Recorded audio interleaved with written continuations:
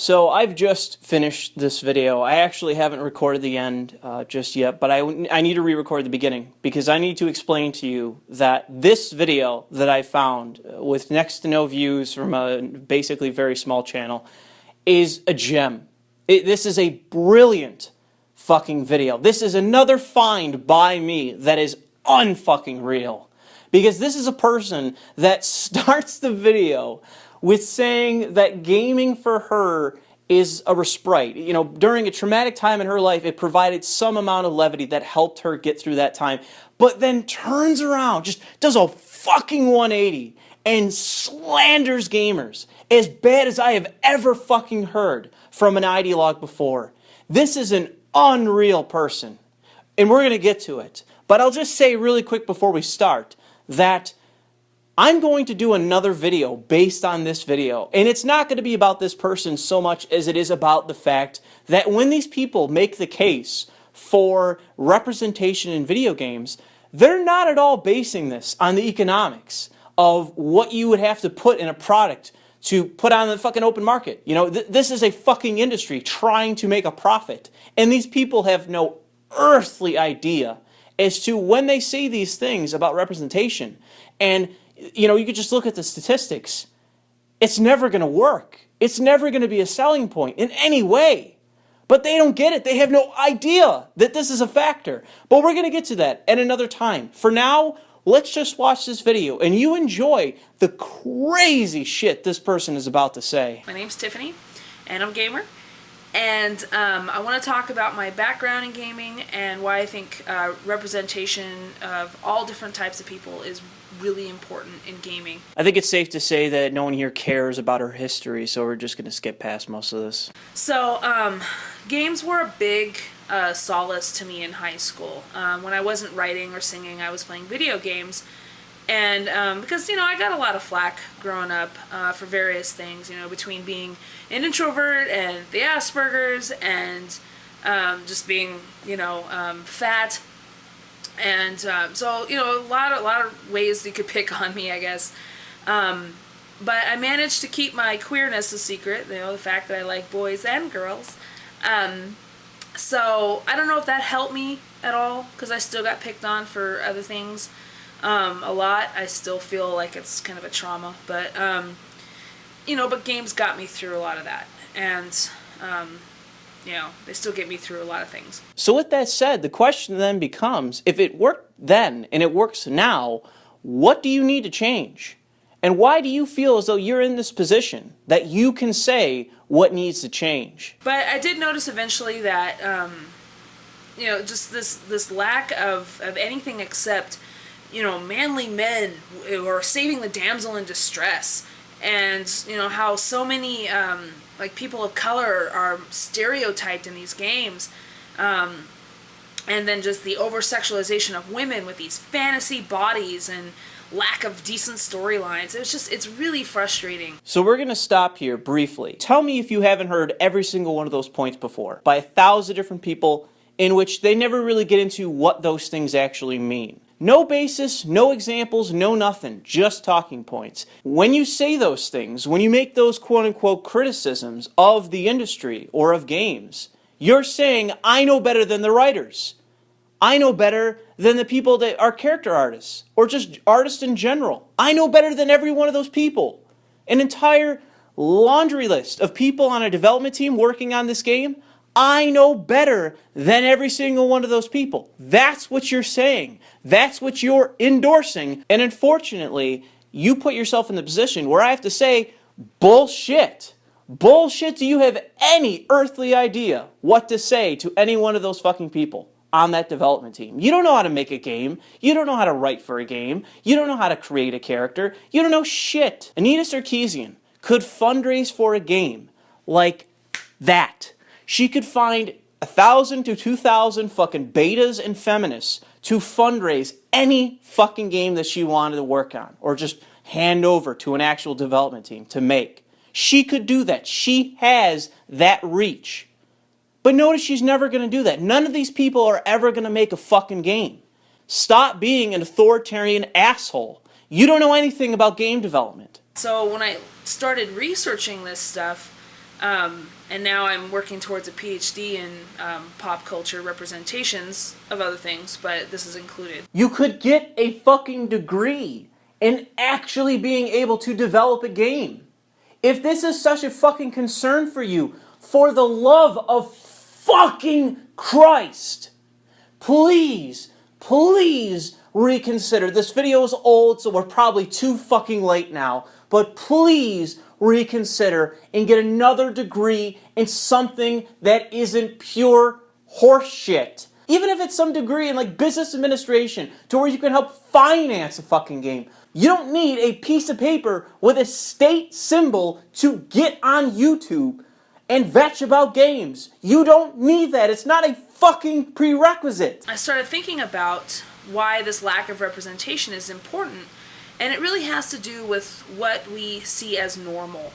And when all we see, or mostly what we see, are the hyper-masculine, the hyper-feminine, and this heteronormative, patriarchal stuff that's in video games, it just reinforces that stuff as normal. So the occasional gay or trans character, if they're openly so, is seen as deviant or abnormal. You know, generally there's this invisibility of these other types of characters and other types of storylines, and so it reinforces the normality of, you know, heterosexual culture, and contributes to this atmosphere of intolerance for what other people see as abnormal. Lot of playful language right there. Lot of word salad going on, when really the issue is that if we go by the statistics, not going by this notion of what people consider to be abnormal, that's up to the individual. Okay, I don't see gay people as abnormal in any sense. You want to act as though these people are isolated on their own little island by themselves. Well, yeah, if you were 9 million out of 300-something million, yes, you would be very lowly represented in the population, because that's how the statistics bear out, especially transgender, which is not all that normal, is not all that consistent to what mainstream society understands. It's a very new phenomena. It's a very new thing for most people. Better yet, it has only 700,000 people out of 300 and something million by generous estimates. So you're saying that, oh, there's 700,000 people that most people just don't really understand or don't really know? Yeah. Well, here's another example for you. Think about how much LGBT pride is celebrated right now in the United States, of which I have no problem with. I am totally fine with that. However, turn that around and look at the statistics for self-described atheists in the United States. No one gives a flying fuck about atheists in the country, do they? Other than mistrusting them, not liking them, seeing them as immoral. See, that seems to be the problem that no one gives a fuck about, and I'm not here to declare, oh man, victimhood status. I'm just saying that you people that are LGBT, you don't have the problems that you think you have. If you're insisting to me that every person that I've met that is gay, lesbian, bisexual, or transgender are perpetual fucking victims, that is simply not the case. When I meet people that are staffers for fucking congressmen and senators that are fucking LGBT, I think they're okay. When really, you know, it's not, and we know it's not. I know it's not, because there's so many different types of people out there, but you know, if it's abnormal in games, it tends to, you know, filter into real life, and people, you know, it just leads to hate and violence in a lot of ways. Welcome to the dumbest fucking quote of this video. And we're not going to continue just yet. We're going to play that again so we all understand what was just said. If it's abnormal in games, it tends to, you know, filter into real life, and people, you know, it just leads to hate and violence in a lot of ways. That's right. You heard that correctly. Video games affect behavior. Gamers have a disposition to commit violent acts against LGBT people. Now, there's a whole hell of a lot of evidence to say that that statement is a bald-faced fucking lie. But we're not even going to get into that. I'm just going to throw up a couple studies and we're just continuing on. I am not even going to deal with that slanderous fucking lie. So it's not a direct link, but it's, like I said, it contributes to this atmosphere of seeing certain things as abnormal. And that's something that we need to correct. So, and there's lots of ways to do that, and I think that the industry can do that. The question should never be can. It should always be, why should they do this?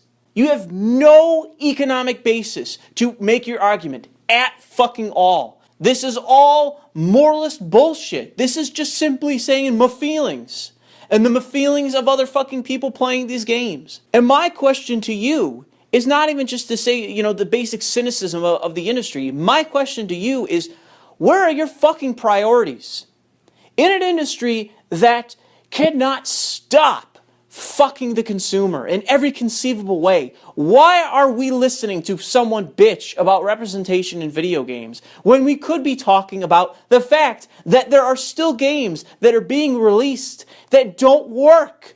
On release day, you can't play particular games. There are games that are ported to certain platforms that don't fucking work. When we literally just got fucking refunds on Steam to where it's like you have to jump through 100 hoops just to qualify to refund a game.